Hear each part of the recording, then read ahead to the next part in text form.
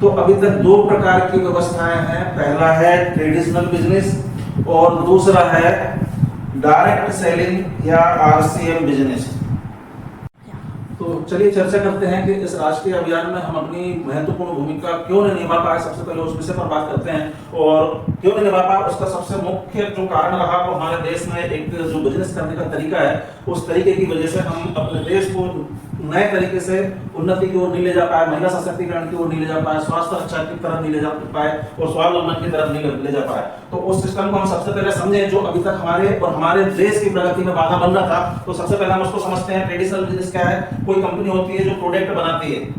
अब कंपनी ने प्रोडक्ट बनाया, किसके लिए बनाया? आपके और हमारे लिए। कोई भी कंपनी अपने खुद के लिए प्रोडक्ट नहीं बनाती है, वो पब्लिक के लिए बनाती है, लोगों के लिए बनाती है। अब लोगों के लिए प्रोडक्ट बना तो लोगों तक पहुंचाने की व्यवस्था भी कंपनी को ही करनी पड़ती है। कंपनी बड़े बड़े शहरों में, आप सभी लोग जानते हैं, बड़े बड़े शहरों में होती है और हिंदुस्तान की जनता गांव कस्बों में बसी हुई है। अब कंपनी ने कोई प्रोडक्ट बनाया, पब्लिक को कैसे पता लगेगा? उसके लिए कंपनियां एक सिस्टम बनाती है और उस सिस्टम के तहत सबसे पहले प्रोडक्ट जो भी बना वो जाता है निकलकर सी एंड ऑफ एजेंट के पास, सी एंड ऑफ एजेंट के पास से जाता है डीलर के पास और डीलर के पास से जाता है होलसेलर के पास या हिंदी में हम कह सकते हैं थोक दुकानदार के पास और दुकानदार थोक दुकानदार के बाद हमारे गलियों में जो दुकान होती है, फुटकर दुकान है, उनके पास ये प्रोडक्ट पहुंचता है और उस दुकानदार के माध्यम से हमारे पास वो प्रोडक्ट आता है। अब इस सिस्टम को कंपनी ने तैयार किया। अब यहाँ पर ये दुकानदार कहता है कि भैया आपने प्रोडक्ट बना दिया, ठीक है, हमारे पास तक पहुंचाने की भी व्यवस्था है, लेकिन लोगों को पता लगेगा तभी लोग हमारे पास डिमांड करेंगे और तभी ये प्रोडक्ट की खपत होगी। तो इसलिए कंपनी बड़े बड़े सेलिब्रिटियों के माध्यम से विज्ञापन करवाती है और विज्ञापन आप सभी लोग जानते हैं, विज्ञापन सभी जानते हैं कि वो झूठे होते हैं। एक बाई टीवी में आती है और कहती मेरी सुंदर त्वचा का राज। हम सभी लोग जानते हैं उसने उस साबुन से कभी नहीं नहाया, लेकिन हम उसके ऊपर विश्वास करते हैं और हम यहाँ पर डिमांड करते हैं ना। यहाँ की डिमांड यहाँ आती है, यहाँ की डिमांड यहाँ आती है, यहाँ की डिमांड यहाँ आती है और यहाँ की डिमांड प्रोडक्शन करने वाली कंपनी के पास आती है। तो कंपनी का टर्नओवर शुरू हो जाता है। अब कंपनी का सामान मान के चलिए 5 रुपए में बनकर तैयार हुआ। 5 रुपए का प्रोडक्ट फैक्ट्री से निकलेगा, करोड़ों रुपए उसमें विज्ञापन में खर्च हुए, सी एंड ऑफ एजेंट उसमें कम से कम 1 रुपए जोड़ेगा। 5 रुपए का सामान यहाँ पर कितने का हो गया? 6 रुपए का। 1 रुपए डीलर ने भी जोड़ दिया, 7 रुपए का हो गया। 1 रुपए दुकानदार ने जोड़ दिया, 8 रुपए हो गया और 1 रुपए फुटकर दुकानदार ने जोड़ दिया। आपके और हमारे पास जो प्रोडक्ट आया है इस फैक्ट्री से निकलकर इन बिचौलियों के माध्यम से होते हुए, तो उसकी कीमत 5 रुपए की जगह कितनी हो गई? 10 रुपए। 5 रुपए का सामान 10 का। यदि हमने अपनी जरूरतों का 50 रुपए का सामान खरीदा तो उस 50 रुपए के सामान के हमको कितने देने होंगे? 100 रुपए। यदि 500 रुपए का सामान हमने खरीदा तो हमको उसको देने पड़ेंगे 1000 रुपए। और यदि 5000 रुपए का सामान पूरे महीने का यदि हमने किराना खरीदा, पूरे महीने की जरूरत का सामान यदि खरीदा, तो उस सामान के हमें 10,000 रुपए देने पे करने पड़ेंगे।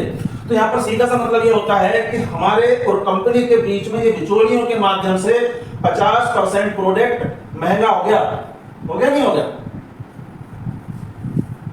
50% महंगा। इसमें सबसे महत्वपूर्ण भूमिका किसकी है? इस ग्राहक की। यदि ये ग्राहक नहीं होता, हम 80% लोग नहीं होते, तो ये 15% लोग और 5% ये फैक्ट्री चलाने वाले लोग, इनका बाजार बंद हो जाता है, इनकी दुकानें बंद हो जाती। हमारी वजह से इन बिचौलियों की दुकान भी चल रही है और इन बड़े बड़े सेठों की कारखाने कंपनियां भी चल रही है। तो सबसे महत्वपूर्ण भूमिका आपकी हमारी है और आपकी हमारी भूमिका के बाद बड़ी भूमिका जो होती है वो इस कंपनी की होती है। मतलब सिस्टम को चलाने के लिए, बाजार को चलाने के लिए सबसे महत्वपूर्ण घटक यदि कोई है तो वो है फैक्ट्री और एक आम इंसान, आम पब्लिक। इन बीच के लोगों की जरूरत नहीं है। लेकिन 1600 ईस्वी में जब ईस्ट इंडिया कंपनी आई, उन्होंने एक नया सिस्टम इजाद किया और उस सिस्टम का नाम दिया ट्रेडिशनल बिजनेस। इसको हम कह सकते हैं टीबी की बीमारी। तो यहाँ पर जो व्यक्ति 10,000 रुपए महीना कमा रहा है बेचारा, वो अपने घर में यदि किराना लेके आता है तो उसके घर में किराना आता है 5,000 रुपए का और 5,000 रुपए उसकी जेब से निकलकर इन बीच के बिचौलियों के घर में चले जाते हैं, जिससे ये 20% जो बिचौलिए हैं ये अमीरी की ओर जा रहे हैं और हम 80% लोग गरीबी की ओर जा रहे हैं। इस सिस्टम के माध्यम से हिंदुस्तान कभी रिचेस्ट कंट्री वन में हो सकता है क्या? हिंदुस्तान कभी सोने की चिड़िया बन सकता है क्या?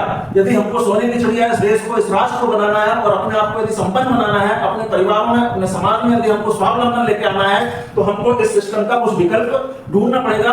और आपको बताते हुए बहुत खुशी हो रही है कि हमारे पास वो विकल्प है, उस पर हम आगे बात करने वाले हैं। यहाँ पर हम 2 काम करते हैं। सबसे पहला काम करते हैं खर्चा। जब हम खर्चा करते हैं तब तक हमारे साथ लूट हो जाती है और हमारे खर्चा करने से इन 20% लोगों की केस हो जाती है, नहीं हो जाती, और हमारे हिस्से में केवल बहस आती है। दूसरा काम हम करते हैं चर्चा करना।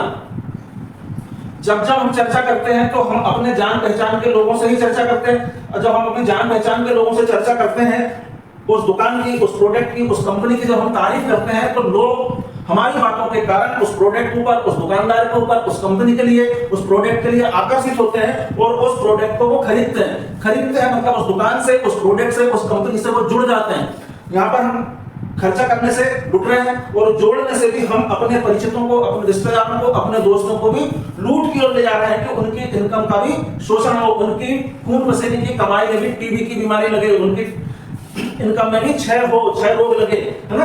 ट्रेडिशनल बिजनेस बोला हमने, टीबी की एक बीमारी होती है, उसी प्रकार से हमारी कमाई में भी यहाँ पर टीबी की बीमारी इस सिस्टम के माध्यम से लगी हुई है, जो हमें कभी बलवान नहीं होने दे रही, जो हमें कभी शक्तिशाली नहीं होने दे रही, जो हमें कभी अमीर नहीं होने दे रही। 1600 ईस्वी तक यदि 80% लोगों की स्थिति गरीबी रेखा से ऊपर नहीं उठ पाई तो आगे भी इस सिस्टम से नहीं उठेगी। तो यहाँ पर खर्चा करने से हम अपना भी शोषण करते हैं और समाज भी शोषण झेल रहा है। और जब हम चर्चा करते हैं तो एक नेटवर्क बनाते हैं, और नेटवर्क बनाते हैं तो उस नेटवर्क में टर्नओवर होता है और उस टर्नओवर का 100% फायदा इन बिचौलियों का होता है। आपको और हमको केवल शोषण मिलता है। क्या मिलता है? शोषण। हमारे शोषण से इन 20% लोगों को पोषण मिलता है। यदि मैं बात करूं, ये हमारा समाज है, ये पूरा भारत देश है, इसको हम 3 भागों में यदि बांटे तो सबसे ऊपर 5% लोग जो बड़ी बड़ी कंपनियां चलाते हैं, बड़ी बड़ी फैक्ट्रियां चलाते हैं। उसके बाद में बात करूं 15% लोग इस तरीके के जो बीच के बिचौली का काम करते हैं, विज्ञापन का काम करते हैं, सेलिब्रिटी लोग, वो 5% की कैटेगरी में आते हैं और आप और हम सब 80% की कैटेगरी में आते हैं। यहाँ पर हम देखें 15% और 5%, ये 15% लोग 5% लोगों का सहयोग कर रहे हैं। क्या में सहयोग कर रहे हैं? हम 80% लोगों के शोषण में कर रहे हैं कि नहीं कर रहे? और ये 15% लोग 5% लोगों का सहयोग कर रहे हैं और 5% लोग 15% लोगों का सहयोग कर रहे हैं कि वो 15% में से निकल के 5% में आ जाए। और हम 80% लोग जहां हैं वहीं हैं। हम कभी ना तो 15% में आ सकते हैं इस सिस्टम के माध्यम से और ना कभी 5% में आ सकते हैं, क्योंकि यहाँ पर हमको व्यवसाय करने का या व्यापार करने का अवसर ही प्राप्त नहीं होता। व्यापार का मतलब होता है, यदि हम इसको संधि विच्छेद करें तो व्यय धन अपार, जिसके पास अपार धन खर्च करने के लिए हो वही व्यवसाय बन सकता है। तो 80% लोगों के पास सबसे बड़ी चुनौती होती है, उसके पास पैसा नहीं होता। पैसा जैसे तैसे व्यवस्था भी कर लेता है तो उसको मौके की जगह नहीं मिलती, है ना। साज सज्जा का सामान की व्यवस्था नहीं कर पाता, मतलब उसका बजट गड़बड़ा जाता है। फिर यदि बात करें तो सबसे पहली बात तो वहां पर आ जाता है कंपटीशन। जब कंपटीशन तक आदमी पहुंचता है 80% का निकल के, तो वहां पर ये 15% लोगों से उसका सामना होता है और ये 15% लोग कभी भी इस 80% के किसी भी व्यक्ति को अपनी कैटेगरी में आने के लिए प्रेरित नहीं करेंगे, वो हमेशा रोकेंगे ही, है ना।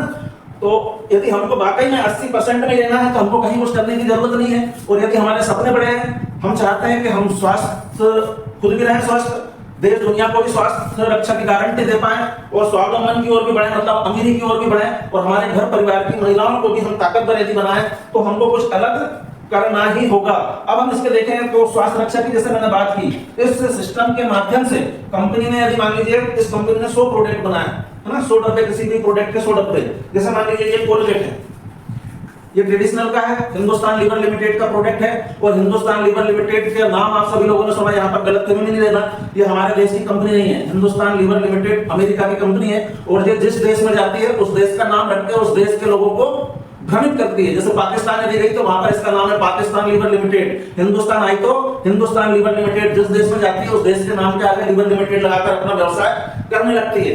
तो अब ये कंपनी हमारे देश में आई, अब यहाँ पर जो भी बिजनेस होगा इसका लाभांश निकल के कहां जाएगा? अमेरिका। भारत में कोई फायदा होगा क्या? बिल्कुल नहीं होगा। यदि भारत को हम फायदा पहुंचाना चाहते हैं तो हमको भारतीय कंपनियों को आगे बढ़ाना पड़ेगा, है ना। भारतीय कंपनियों के प्रोडक्ट को हमको उपयोग करना पड़ेगा और भारतीय कंपनियां ही भारत के लोगों का भला सोच सकती है। विदेशी कंपनी कभी भी भारत का भला नहीं सोच सकती। अब हिंदुस्तान लीवर लिमिटेड का मान लीजिए 100 प्रोडक्ट ही बनाए, 100 पेस्ट ही बनाए। अब कंपनी ने 100 प्रोडक्ट बनाए, यहाँ पर 100 आए, अब इसको मान लीजिए 1 रुपया ही मिल रहा है। इस तरीके के रेपर में इसका डुप्लीकेट प्रोडक्ट इसने बना दिया, इसने बना दिया, इसने बना दिया, 100 प्रोडक्ट और बना दिए। अंतरराष्ट्रीय लेवल की कंपनी है तो कुछ इसकी जवाबदारियां है ना, कुछ जवाबदारियां है, लेकिन इस जो बीच के बिचौलियों ने मिलकर जो 100 प्रोडक्ट बनाए, इनकी कोई जवाबदारी है क्या इसमें? ये इसका डुप्लीकेट है, जो 100 नए प्रोडक्ट बने, 100 नए पैक बने, वो ओरिजिनल का डुप्लीकेट है तो निश्चित रूप से इसमें कुछ ना कुछ गड़बड़ी होगी। और इस पर 1 रुपए बच रखा है लेकिन इस पर 2 रुपए बच रहा है, तो ये दुकानदार कौन सा प्रोडक्ट बेचेगा, असली या नकली? जिसमें ज्यादा फायदा होगा। तो सबसे पहला नुकसान हमको यहाँ पर मिलावटी या नकली प्रोडक्ट खरीदने के लिए मजबूर होना पड़ता है सिस्टम की वजह से। एक इसको फायदा बोलो या नुकसान बोलो, है ना, ये सबसे बड़ी इसकी एक विडंबना है कि ट्रेडिशनल बिजनेस में यदि हम बात करें तो मिलावटी और नकली सामान मिलने की संभावना 100% होती है। जब मिलावटी और नकली सामान मिलने की संभावना 100% होती है तो स्वास्थ्य रक्षा की गारंटी यहाँ पर मिलेगी क्या? स्वास्थ्य रक्षा की गारंटी 1% भी नहीं मिलेगी। यदि हमको स्वास्थ्य रक्षा की ओर जाना है, देश को समाज को स्वास्थ्य रक्षा के लिए प्रेरित करना है और स्वास्थ्य को बचाना है तो हमें इनसे बचना होगा। दूसरा, जब हम नकली प्रोडक्ट खाएंगे तो क्या होंगे? बीमार होंगे। बीमार यदि हम होंगे, हमारे देश के लोग होंगे तो हमारा देश मजबूत होगा या कमजोर होगा?